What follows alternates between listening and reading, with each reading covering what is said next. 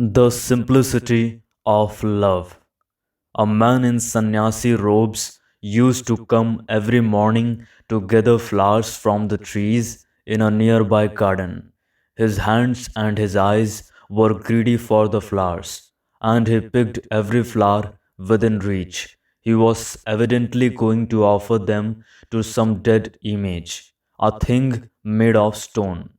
The flowers were lovely, tender things just opening to the morning sun, and he did not pick them gently, but tore them off, viciously stripping the garden of whatever it held. His God demanded lots of flowers, lots of living things for a dead stone image. Another day, I watched some young boys picking flowers. They were not going to offer the flowers to any god. They were talking and thoughtlessly tearing off the flowers and throwing them away. Have you ever observed yourself doing this? I wonder why you do it. As you walk along, you will break off a twig, strip away the leaves, and drop it. Have you not noticed this thoughtless action on your part? The grown up people do it too. They have their own way of expressing their inner brutality. This appalling disrespect for living things.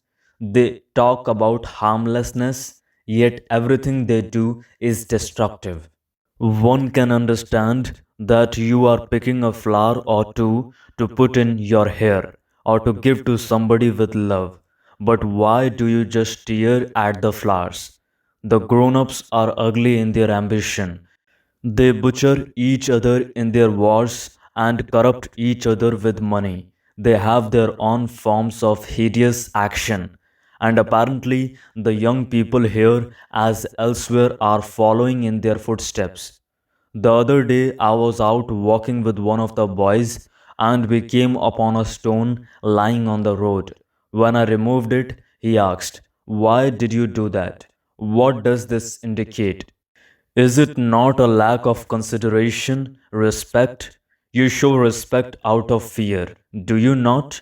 You promptly jump up when an elder comes into the room.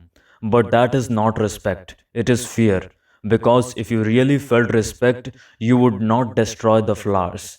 You would remove a stone from the road, you would tend the trees and help to take care of the garden. But whether we are old or young, we have no real feeling of consideration. Why? Is it that we don't know what love is? Do you understand what simple love is? Not the complexity of sexual love, nor the love of God, but just love. Being tender, really gentle in one's whole approach to all things. At home, you don't always get this simple love. Your parents are too busy.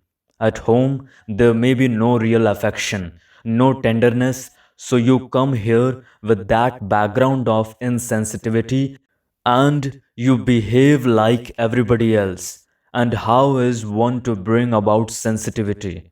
Not that you must have regulations against picking the flowers. For when you are merely restrained by regulations, there is fear. But how is there to come into being this sensitivity which makes you alert not to do any harm to people, to animals, to flowers?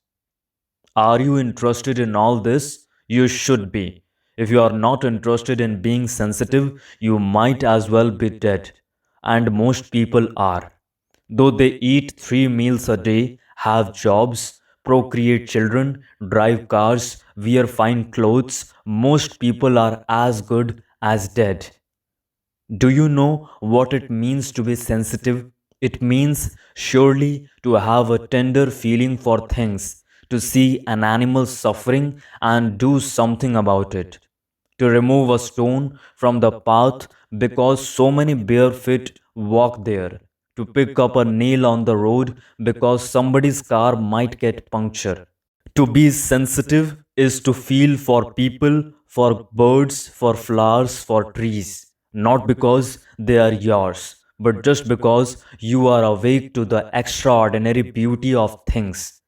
And how is this sensitivity to be brought about? The moment you are deeply sensitive, you naturally do not pluck the flowers. There is a spontaneous desire not to destroy things, not to hurt people, which means having real respect, love. To love is the most important thing in life. But what do we mean by love? When you love someone because that person loves you in return, surely that is not love. To love is to have that extraordinary feeling of affection without asking anything in return. You may be very clever. You may pass all your examinations, get a doctorate, and achieve a high position. But if you have not this sensitivity, this feeling of simple love, your heart will be empty and you will be miserable for the rest of your life. So it is very important for the heart to be filled with this sense of affection, for then you won't destroy, you won't be ruthless, and there won't be wars anymore. Then you will be happy human beings, and because you are happy, you won't pray, you won't seek God, for that happiness itself is God. Now, how is this love to come into being? Surely, love must begin with the educator, the teacher. If besides giving you information about mathematics, geography, or history, the teacher has this feeling of love in his heart and talks about it.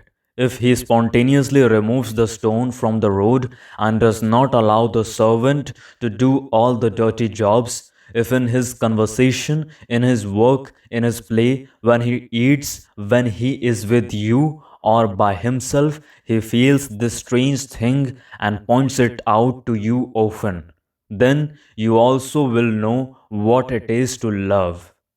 You may have a clear skin, a nice face, you may wear a lovely sari or be a great athlete, but without love in your heart, you are an ugly human being, ugly beyond measure.